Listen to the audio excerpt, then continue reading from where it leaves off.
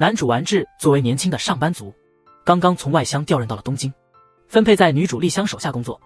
性格单纯善良的丸治是个心里藏不住事的人，任何情绪都能在他脸上一览无余。丽香见惯了那些喜怒不形于色的人，对这样淳朴的大男孩产生了巨大的兴趣。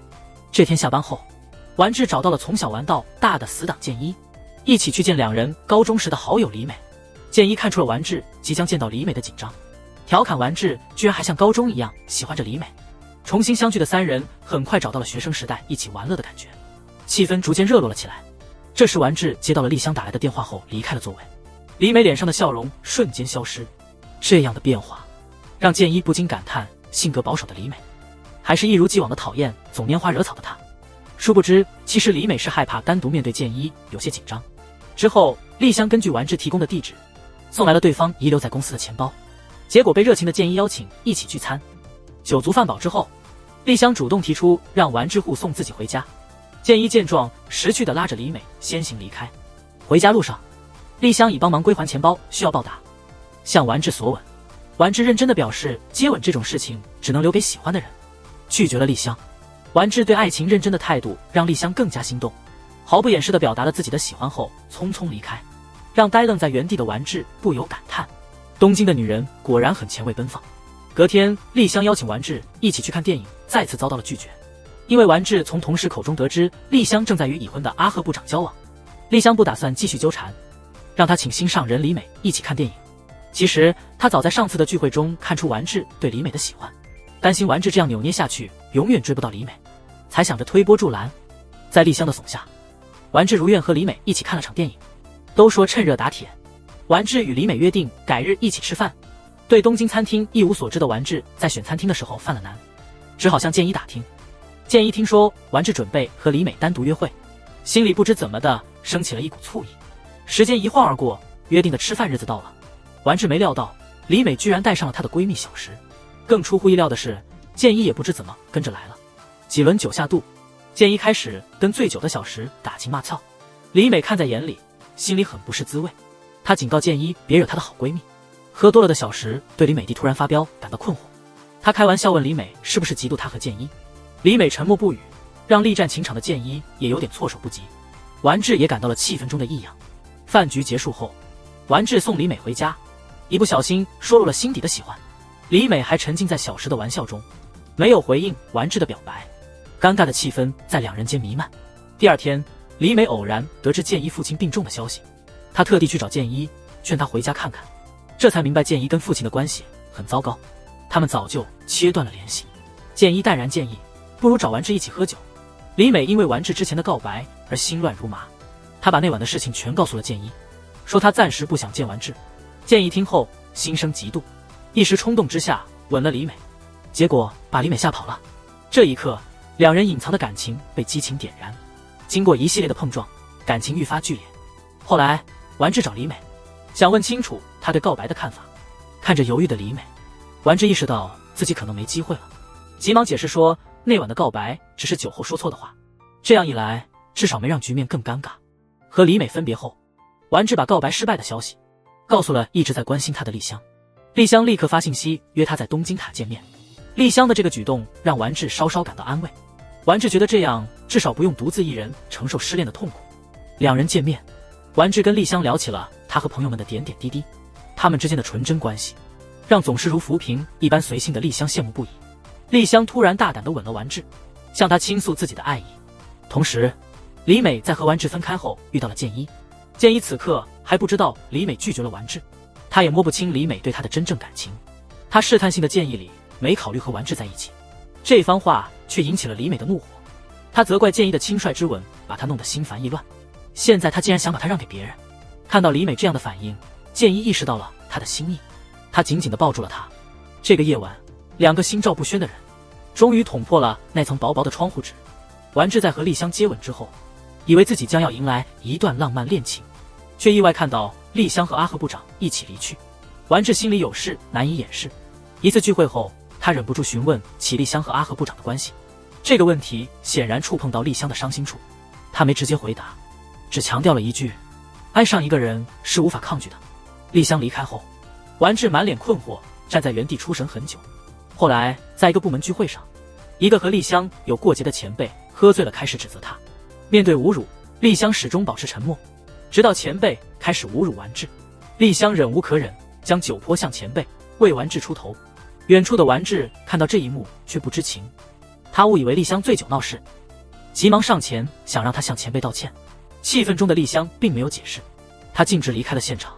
第二天，完治从同事那里了解到了事情的真相，意识到丽香为他挺身而出，自己却没有理解他的好意。他匆忙去丽香常去的餐厅寻找他，希望用真诚的道歉获得他的谅解。一直忧心忡忡的丽香见到完治诚挚的表情，忽然间露出了灿烂的微笑。另一边，李美正和她的闺蜜小石倾诉着自己的烦恼。自从她和建一坦白了心迹以后，他们就再也没有见面。小石认为建一这种风流人物，对待感情不过是3分钟热度，他劝李美不要投入得太深。岂料事情突然有了转机，失联的建一打来电话，解释了他失踪的原因。为了给李美一个安心的承诺，他决意和其他女性一刀两断。李美还没完全消化这突如其来的消息，建一已经出现在了她的门口，他们紧紧拥抱在一起，释放着几天来积攒的思念。建一从李美那里知道了完治曾经说过，他对李美的表白只是个玩笑，因此建一不再有任何顾虑。在和完治丽香吃饭时，他把和李美的关系坦白了。完治知道自己钟情的人和挚友在一起，他犹豫着是应该祝福还是生气。幸亏丽香机智的假装接了个公司紧急电话，带着完治逃离了尴尬的局面。为了帮助完治缓解心碎的痛苦，丽香带他去放烟花。烟花下丽香的脸庞显得异常美丽，他们还没好好享受这份浪漫，就因私放烟花被警察追赶。甩开警察后，他们在路上肆意奔跑，释放着内心的压抑。紧接着，丽香对完治说，忘掉失恋最好的办法是用另一个人的温暖。完治虽然不懂丽香和部长不清不楚的关系，他对她是什么感觉，但那个夜晚，他决定跟随自己内心的跳动，感受着丽香的温度。一向花心的建一为了李美，断绝了所有的暧昧，全心全意投入这段感情。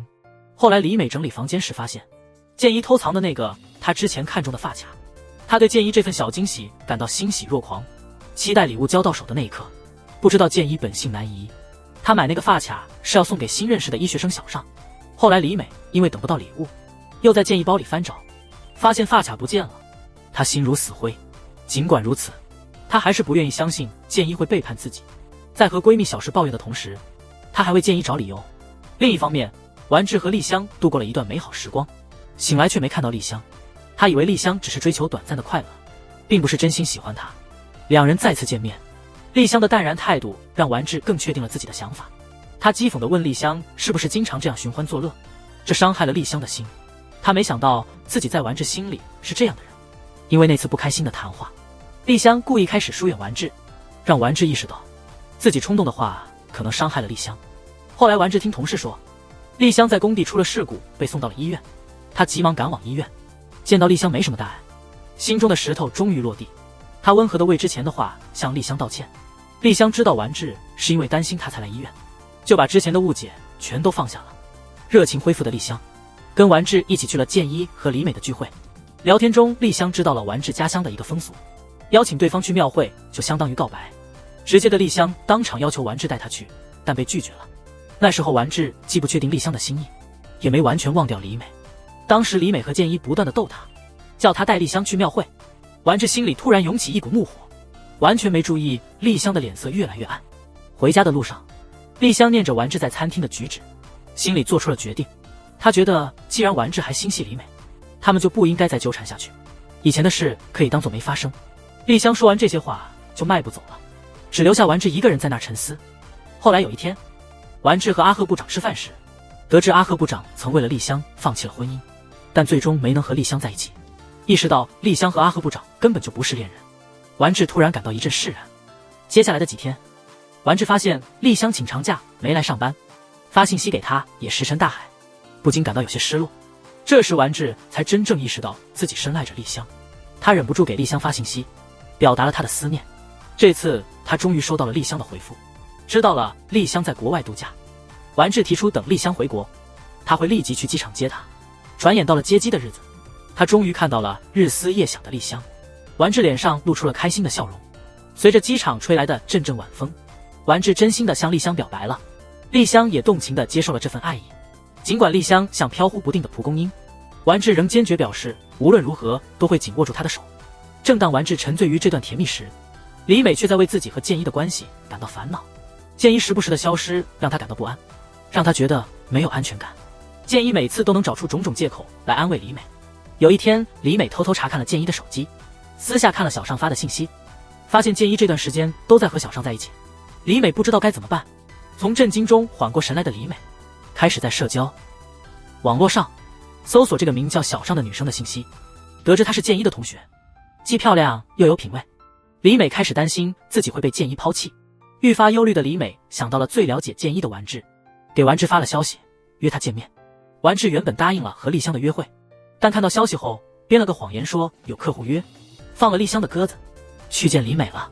听了李美倾诉的委屈，他不由得对李美产生了怜悯之心，承诺会帮助她督促剑一改变花心的习惯。在丸治的安慰下，李美紧绷的神经终于放松了些。两人要告别的时候，突然下起了倾盆大雨。丸治习以为常的把自己包里的雨伞给了李美，自己则淋着雨回去了。第二天，李美又联系不上剑一，开始胡思乱想。为了不让自己深陷烦恼，李美决定陪闺蜜参加聚会。常言道，酒后愁更愁。不久，李美就喝得烂醉如泥。聚会快结束时，剑一打来电话，恰好被小石接了。他让剑一赶紧来把喝醉的李美接回去。两人回到家，李美借着酒劲质问剑一和小尚的事。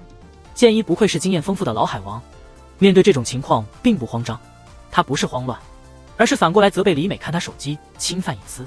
理亏的李美无言以对，他突然话锋一转，说李美是唯一能让他心动的人，小尚不过是个能借笔记的普通同学而已。经过这一番话，习惯了剑一花言巧语的李美就放心了。李美因为缺乏恋爱经验，就不再胡思乱想了。丸治为了弥补之前爽约的事，建议带丽香去海边城市玩，特地借了剑一的车。旅行期间，两人尽情享受美食和游乐时光，享受着难得的悠闲。行程即将结束时，丸治和丽香走到海边，看着夕阳金光闪闪，海面波光粼粼，丽香赞叹不已。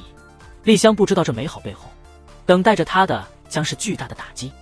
晚上还车时，两人在建一家享受了李美准备的丰盛晚餐。饭后，大家一起在夜风中谈起了恋爱话题。丸治认为建一的玩消失会让人感到不安，他觉得男人应该首先给伴侣安全感。丽香则觉得除了相处的时间，两人应保持各自的自由，没必要什么都汇报。即使丸治悄悄和其他女生见面，丽香也不在意。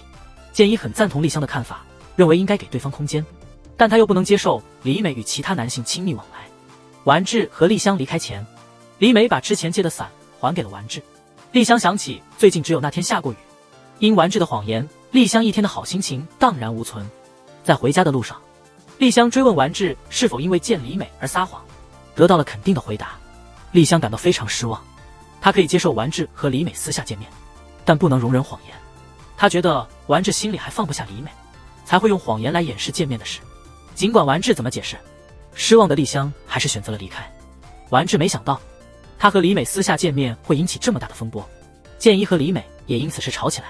建一对李美偷偷和丸治见面很生气，李美毫不示弱，拿小尚的事反击，两人的争吵越来越激烈，两人最后分手不愉快。李美在心里期待建一来挽回她，但建一迟迟不现身。这时，李美偶遇心情沉重的丸治，她问起了丸治失落的原因。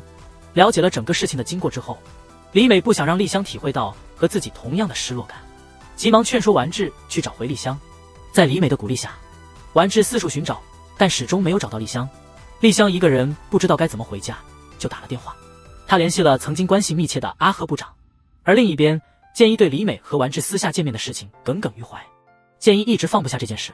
李美也在想建一过去偷偷和小尚约会的事，两人争执时都不肯退让，结果是各自不快地分开了。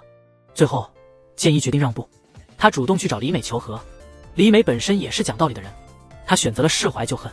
丸治这边就没那么顺利，他一直想和丽香好好说清楚，但丽香始终不愿意搭理他。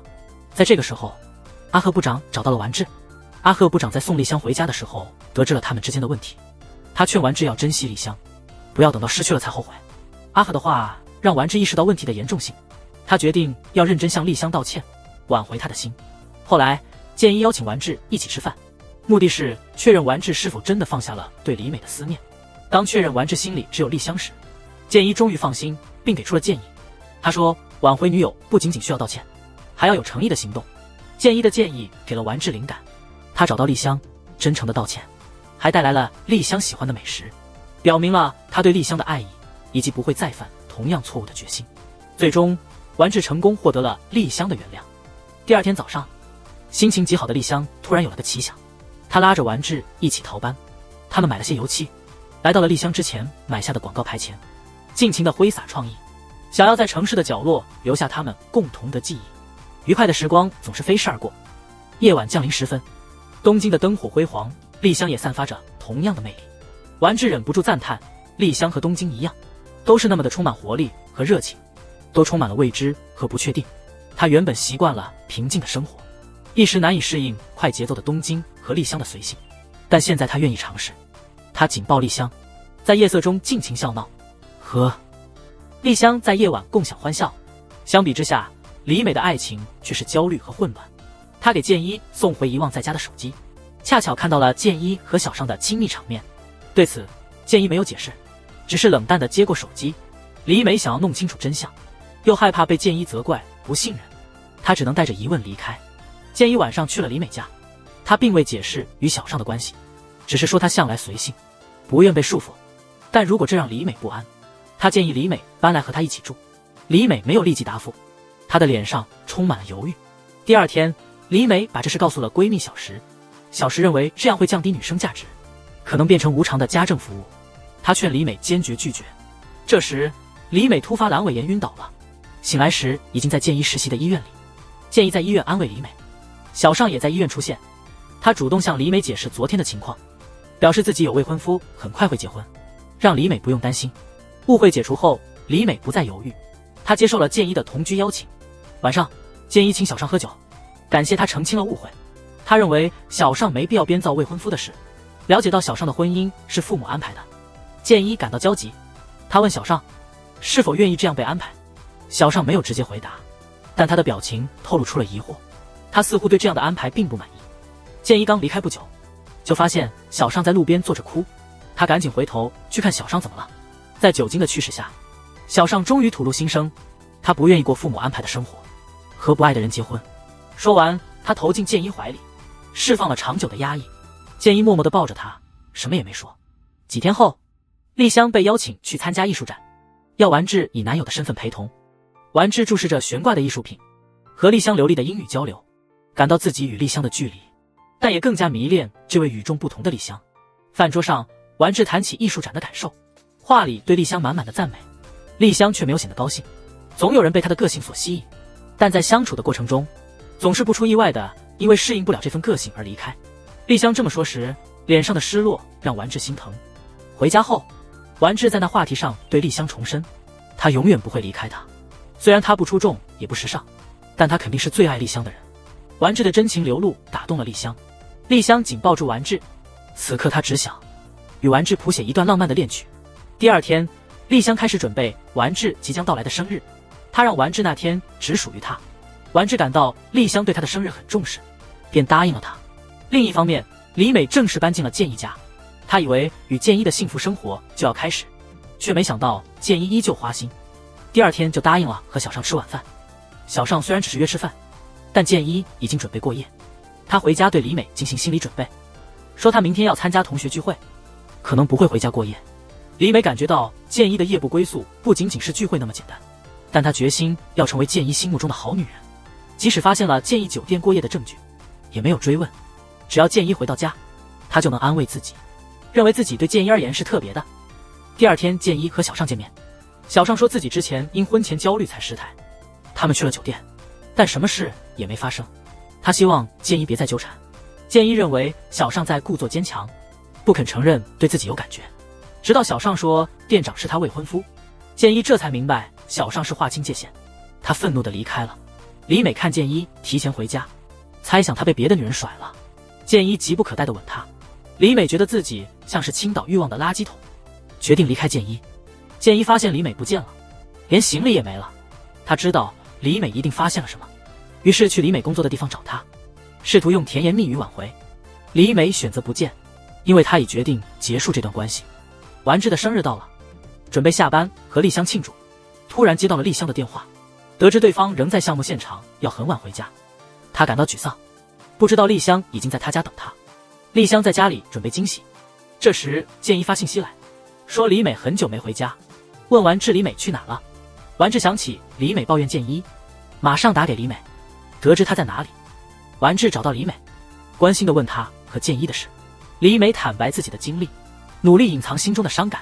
完志看出李美的勉强，让她把委屈都说出来，这让李美情绪崩溃，在完志怀里痛哭。完志紧紧抱她，想给她点安慰，没注意到丽香的电话。丽香在完志家里等着，家里的装饰处处都是她的用心之作，可就是少了生日的主人翁。电话那头不断的忙音，原本满满的喜悦变成了失望，完全忘记了今天是和丽香约好的庆生日子。陪李美到深夜才回的家，看到家里那些精心布置，和等了好久都没见到她的失落的丽香，完志感到非常内疚，连忙解释自己没来的原因。丽香的不高兴没持续多久，把蛋糕往完志脸上一抹，笑容马上又回来了，又投入到庆祝完志生日的快乐中。不肯放弃的建一又来找李美，想挽回她的心。不管他怎么说，李美始终不开门，怕一看到建一就会心软。不得不说李美做得对，建一刚刚还在李美家门口苦苦哀求，转眼又恢复了花花公子的本色，开始重新勾搭已经拒绝过他的小上。小上觉建一不只是家庭因素，他更不想被误会是第三者。现在建一分手了，他内心想要自由的念头又活跃起来。同时完志从上司那儿听说了丽香即将辞职的消息，惊讶的同时也很生气，自己作为男朋友竟然是从别人那儿听到这么重要的事。于是在和丽香吃晚餐时，愤愤不平地质问对方为什么离职前不和他商量。丽香天生爱自由，不喜被束缚，做决定时更不想被人干预。本来打算晚餐时告诉完志，结果被完志抢先知道了。到了这一步，无论丽香怎么说，完志都无法理解，觉得丽香不商量就决定是不在乎他。丽香对完志的爱被否定了，让他既生气又伤心，头也不回地离开了完志家。完志之所以爱上丽香，是因为他与众不同，但他还没准备好接受真正的丽香，这让他陷入了困惑。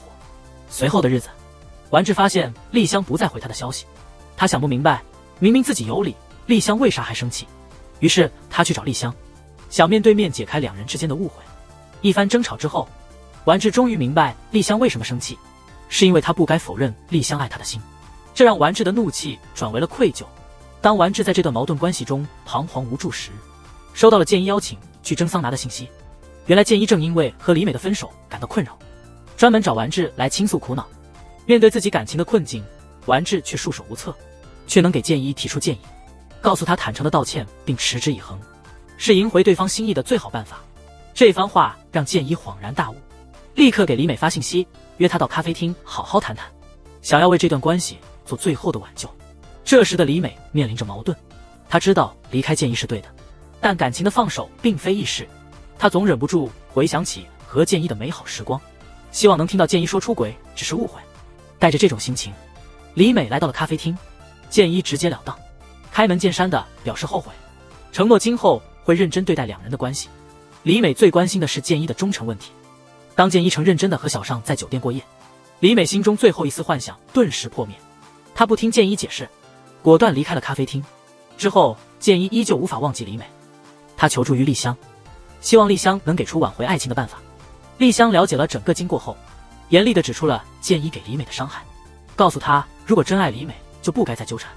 丽香的每个字都深深刺痛了建一，他终于意识到是自己一点一滴损毁了李美的信任。建一最终决定放手这段感情，听从丽香的建议。丽香和建一道别后，在回家的路上被完志截住。完志主动认错，说他不该怀疑丽香的爱，并承诺以后会更爱丽香，相信他对自己的感情也是真挚的。听到这些，丽香被深深感动，决定重新对完志敞开心扉。好景不长，又起波澜。在一次与完志和建一的聚会上，丽香提出了她想去纽约工作的打算。丽香的决定让两位好友都感到意外，他们不禁感慨丽香总是那么随性。聚会结束以后，完志心里一直挂念着丽香的离去。丽香相信只要感情真挚，距离不是阻隔爱情的障碍。完志懂得丽香的个性，知道她做决定后会全力以赴，便不再尝试挽留，开始支持她去纽约寻梦。自从和李美结束关系后，建一一直独自一人，他又开始常到完志家里蹭饭。成为丸治和丽香之间的电灯泡。在丽香熟睡时，建一劝丸治不要让丽香离开。丸治虽然希望丽香留下，但他更珍惜丽香的自由精神，不愿意自己的想法束缚丽香，反而建议把握机会去挽回李美。建一知道他和李美的感情已回天乏术，并没有采纳建议。过了不久，建一接到家里传来父亲去世的噩耗，在回乡参加葬礼的路上，从母亲那里得知，父亲曾经为了让建一接管家业，千方百计阻止他追求医生梦，甚至与他决裂。父亲的遗言却是希望他能成为一名好医生，这让建一想起自己始终没能与父亲和解，内心充满复杂的情绪。与此同时，丸治得知建一父亲去世的消息，邀请李美一起去安慰建一。三人在一起闲聊时，李美知道建一没能见到父亲最后一面，责怪他过于任性，一味追求自由而忽视了家人的关怀，导致错过了与父亲的最后告别。李美的话深深触动了建一，他默默地离开了餐厅。丸治从李美的话中察觉到，他并未完全放下建一，鼓励他重新考虑和建一和好。此刻的李美心中满是矛盾，丸治只用沉默回应。分手后的丸治给建一留了声讯，希望他理解李美的真心。听完声讯的建一，经过深思熟虑后决定和李美和好。这时候门铃突然响起，热切希望与建一复合的小尚出现了，泪眼婆娑倾诉着他的爱。小尚的主动打断了建一去找李美的计划，为自己争取到了幸福。就这样，建一和李美正式结束了他们的关系。另一边，丸治和丽香也发生了意外。丸治计划在丽香启程前一起制造属于他们的美好回忆，约好周末去丸治的故乡参加年度庙会。但纽约的公司突然改变了丽香的报道日期，因为丸治曾说过一起去庙会就是相爱的标志。丽香决定推迟他的纽约行，而丸治手头的项目因甲方的要求需要重做，不得不取消与丽香的约定。丸治在抱怨甲方的专横时，丽香担心负面情绪会影响工作效率，抑制着自己的失望，用职场经验劝告丸治，面对甲方只能选择妥协。这番话彻底激怒了丸治，他觉得丽香和甲方一样，都在逼迫他妥协，这样他才能轻松地站在甲方一边。丽香不懂为什么丸治反对他出国，为什么一开始不直说，最终两人大吵一架。丽香带着行李踏上去纽约的路，丸治回到空无一人的家，后悔自己冲动说出的话，冲出门想要去找丽香。经过一整夜的寻找，终于在登机前找到了丽香。丸治焦急的样子打动了丽香，他不想最后的离别带着矛盾，接受了丸治的道歉。两人用一个深情的拥抱告别，在机场不顾旁人的眼光向对方表白，期待即便相隔万里，他们的爱依旧不变。丽香离开之后，丸治每天都会给她打电话。当收到丽香精心制作的明信片，丸治总是喜满心头，把它们贴在墙上。那天不久之后，李美邀请丸治一起去电影院，在那儿他们偶然遇到了成为恋人的建一和小尚。李美发现小尚戴的发卡正是建一包里的那个，她讽刺地说，那发饰原本是他想要的。说完，他带着丸治离开了。自尊心很强的小尚开始怀疑建一只是把他当作李美的替身，连发卡也是为了李美才买的。小尚愤然扔掉发卡，独自离开了。离开后的李美开始后悔自己之前说的那些话，她不懂为什么没有恨建一，反而对小尚这么有敌意。意识到这可能是自己的占有欲作祟，不由自主地哭了起来。看到李美哭泣，丸治感到很心疼，对伤害他的建一怀有怨恨。想着想着，晚上丸治约建一喝酒，最终忍不住和他动起了手。建一也不甘示弱，他心里也对丸治和李美的单独行动不满，毕竟他们是多年的好朋友。打架过后，他们很快又和好如初。在江边的晚风里，建一吐露了多年的心声。他总觉得丸治和李美才最配，但每当看到他们在一起时，又忍不住嫉妒。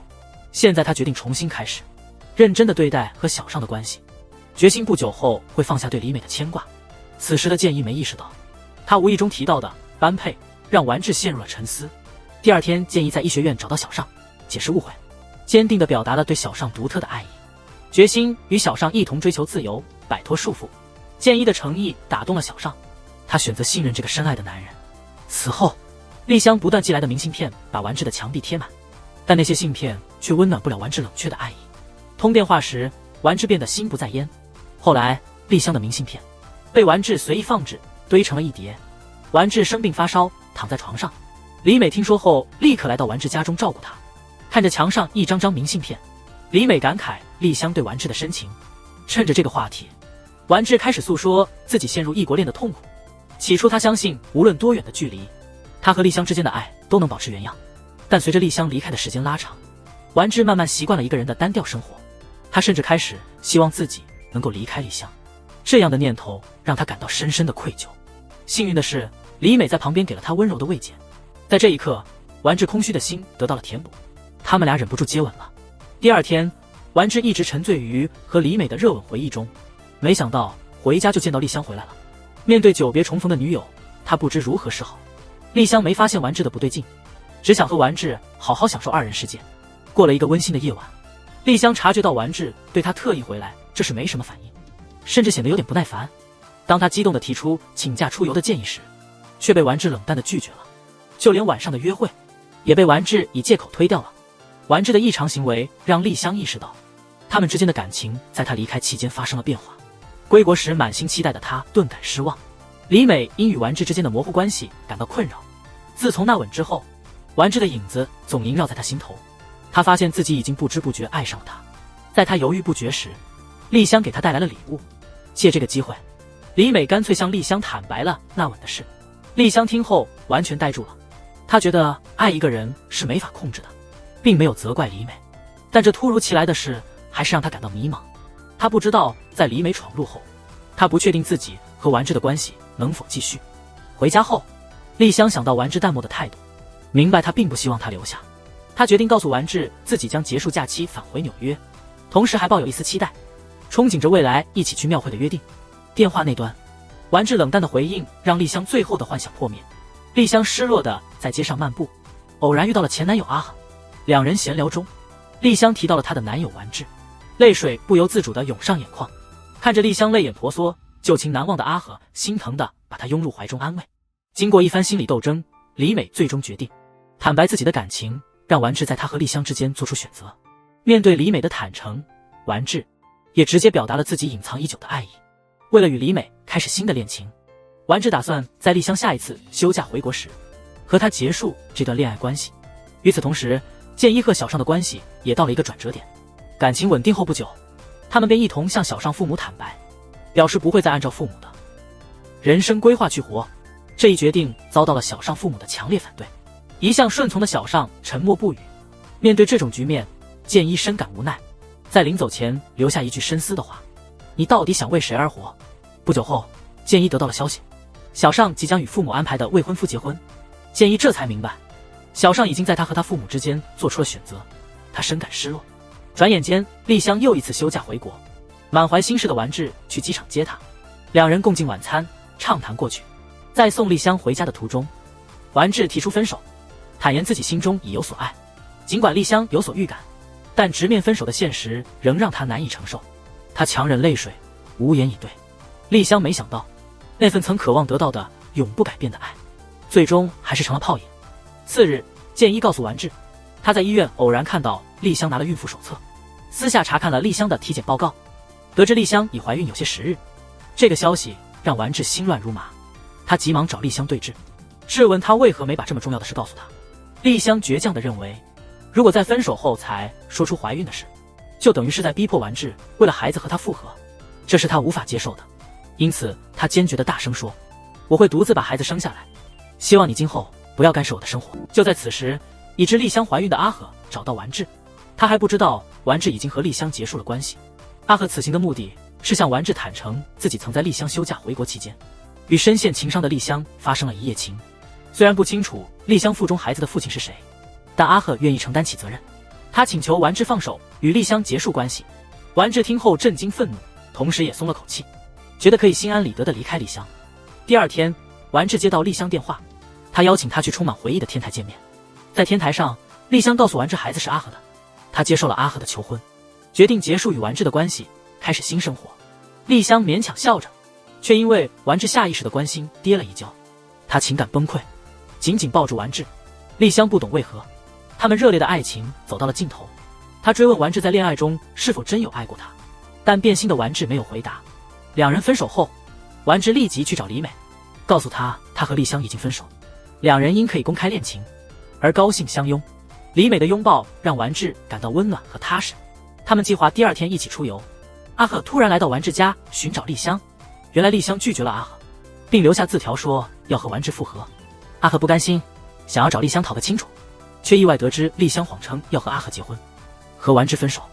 丸治恍然大悟，意识到丽香的谎言是为了他能毫无负担地和李美在一起。丸治心底对丽香的留恋被唤起，他决定自己去找丽香。阿赫离开后，李美按约定来到丸治家，因为李美的一句感慨，想要和丸治一起参加老家的庙会，这提醒了丸治今天是他与丽香约好的参加庙会的日子。丸治猜想丽香可能会去庙会，于是对李美坦白，说要去找丽香澄清事情。李美害怕丸治一去不返，泪流满面的留他不去，但丸治决心已定，李美只得独自面对空荡的居室，哭泣不已。同时，即将步入婚姻殿堂的小尚身穿白色婚纱，面容却不见幸福之色。在父亲的陪伴下，小尚缓步走向满是宾客的教堂。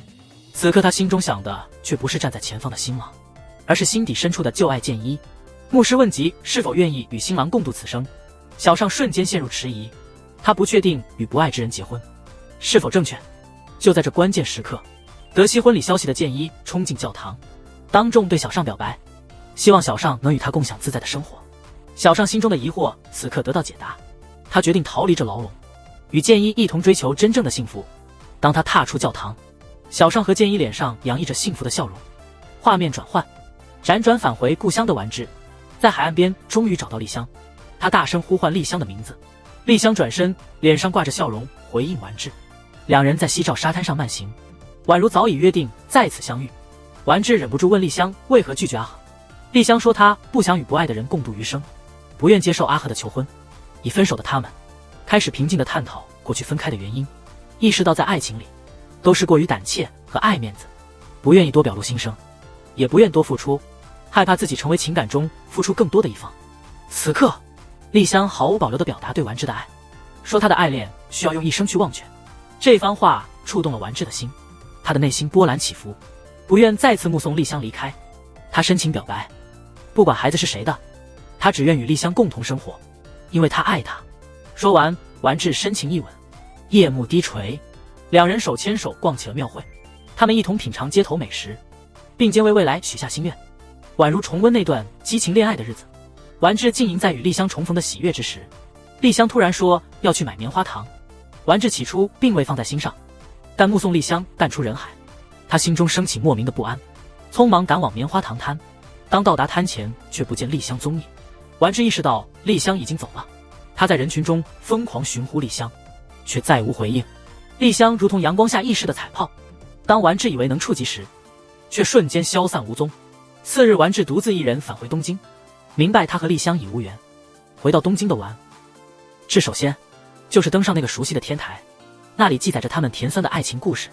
眺望两人共绘的画作，丸治回忆起与丽香的点点滴滴，那段无可替代的恋情和一个深爱他的人，但他的犹豫和胆怯摧毁了一切。丸治在天台痛哭，泪水中融着遗憾和对丽香的祝福。夜幕降临，东京塔照样灿烂，但那个曾活力四射的女孩不在。数年后，健一与小尚在故乡享受宁静美好的生活，偶遇回东京的丸治。丸治经过多年的爱情历程终成眷属。闲聊时提及现已成为国际著名设计师的丽香，丸治感慨丽香离他而去是最佳抉择，他唯有送上最诚恳的祝福，希望他在世界某处过着理想生活。